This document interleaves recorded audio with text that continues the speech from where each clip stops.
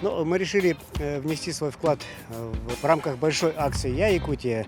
И сегодня, в пятницу, во второй половине дня, коллектив акционерного общества «Сахамедиа», наверное, все те, кто мог, кроме тех, кто занят горячей работой, сбором информации, да, выехали на 15 километр Покровского тракта в окрестности Якутии. У нас порядка 40 человек.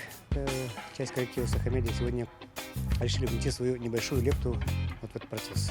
Комитет охраны природы смотрим, делаем инструктаж жителей, да, о недопустимости разведения огня, там, да, по ходу смотрим, чтобы поджогов мусора не было, поджогов травы, чтобы не было.